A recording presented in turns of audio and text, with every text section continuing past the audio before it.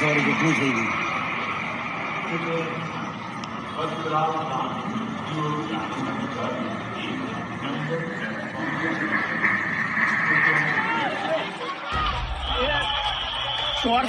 രാജ്യം സമീപകാലത്തൊന്നും കാണാത്ത തരത്തിലുള്ള ഒരു ആകാശ ദുരന്തമായിരുന്നു ഇക്കഴിഞ്ഞ ജൂൺ 12-ന് അഹമ്മദാബാദിൽ സംഭവിച്ചത്.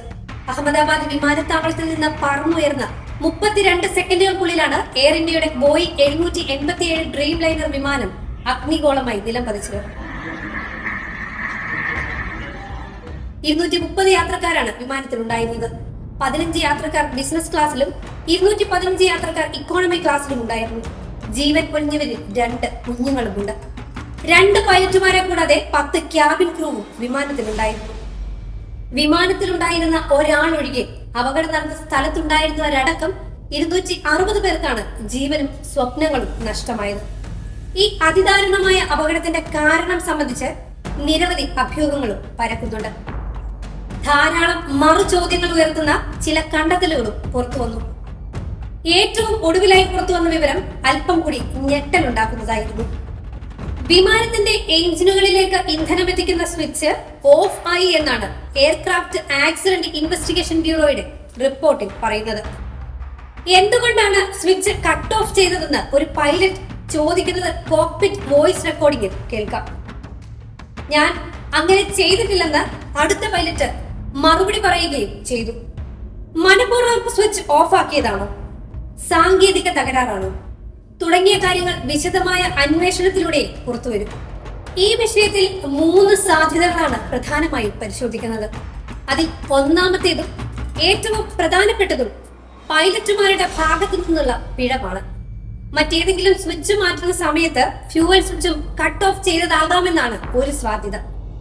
പക്ഷേ സ്വാഭാവിക മാനസികാവസ്ഥയിലുള്ള ഒരു പൈലറ്റും സ്വയം ഇത്തരമൊരു അപകടം വിളിച്ചു വരുത്തില്ല. മാത്രമല്ല, വിമാനത്തിന്റെ റാം എയർ ടർബൈൻ എന്ന റാറ്റ് പുറത്തേക്ക് വന്നത് ഇതിനുള്ള സാധ്യതകളെ കുറയ്ക്കുന്നുണ്ട്. അപകടത്തിൽപ്പെട്ട എയർ ഇന്ത്യ വിമാനത്തിന്റെ 1-ാം എഞ്ചിന്റെ ഇന്ധന സ്വിച്ച് ഓഫ് ചെയ്ത് സെക്കൻഡുകൾക്കുള്ളിൽ ഓക്സിലിയറി പവർ യൂണിറ്റ് അഥവാ IPU പ്രവർത്തനക്ഷമമായെന്ന് കണ്ടെത്തിയിട്ടുണ്ട്. IPU പ്രവർത്തിക്കുന്നുണ്ടെങ്കിൽ റാറ്റ് സ്വയം പുറത്തു വരില്ല. പൈലറ്റ് ആകും റാറ്റ് ഓൺ ചെയ്തിട്ടുണ്ടാകുക. പൈലറ്റ് മനഃപൂർവ്വം വിമാനം അപകടപ്പെടുത്തിയില്ല എന്നതിന് ഉദാഹരണമായി ഇത് ചൂണ്ടിക്കാണിക്കപ്പെടുന്നു.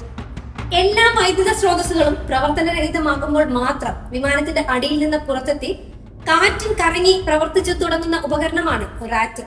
വിമാനത്തെ അന്തരീക്ഷത്തിൽ അല്പനേരം നിർത്താൻ ഇത് സഹായിക്കും.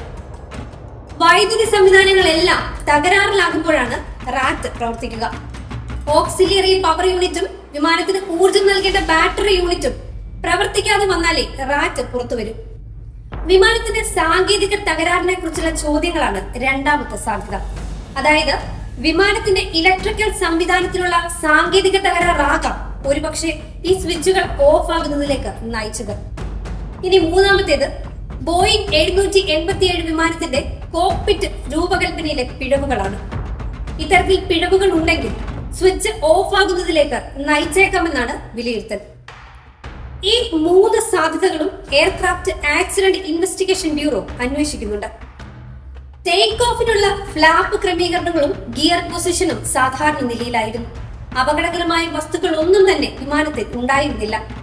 പക്ഷികളുടെ സാന്നിധ്യമോ കാലാവസ്ഥാ പ്രശ്നങ്ങളോ അന്ന് ഉണ്ടായിരുന്നില്ല. തെളിഞ്ഞ ആകാശവും വ്യക്തമായ ദൃശ്യപരതയും നേരിയ കാറ്റുമായിരുന്നു ഉണ്ടായിരുന്നതെന്ന് റിപ്പോർട്ടുണ്ട്. പരിചയസമ്പന്നരായ പൈലറ്റുമാരായിരുന്നു വിമാനം പറത്തിയതെന്നും അവർക്ക് കൃത്യമായ വിശ്രമം ലഭിച്ചിരുന്നതായും വൈദ്യപരിശോധനയിൽ ഇവർക്ക് യാതൊരു ആരോഗ്യ പ്രശ്നങ്ങളും കണ്ടെത്തിയിരുന്നില്ലെന്നും വ്യക്തമായിട്ടുണ്ട്. എന്തായാലും 260 ജീവനുകൾ നിമിഷ നേരം കൊണ്ട് കത്തിച്ചാമ്പലായ മഹാദുരന്തത്തിന് പിന്നിലെ യഥാർത്ഥ കാരണം എന്താണ് എന്ന് കണ്ടെത്താൻ ഒരുപക്ഷെ ഇനിയും ഒരുപാട് കാത്തിരിക്കേണ്ടി വന്നേക്കാം.